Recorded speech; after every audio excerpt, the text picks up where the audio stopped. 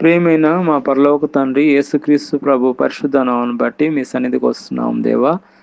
ఈ యొక్క శుక్రవారం నాడు ఉపవాసంతో విశ్వాసంతో మీ సన్నిధికి వచ్చాం.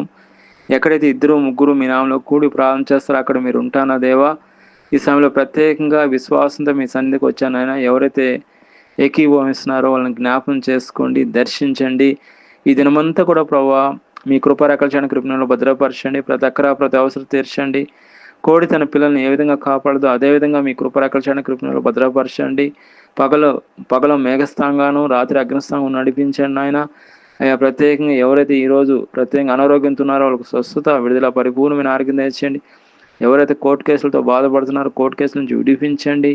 అదేవిధంగా ఎవరైతే నాయన ఈ సమయంలో ప్రత్యేకంగా నేను ఆర్థిక ఇబ్బందులు ఉన్నారో ఆర్థిక ఇబ్బంది నుంచి విడిపించండి. ఈ రోజంతా ప్రభావ మీ కృపలో భద్రపరచండి.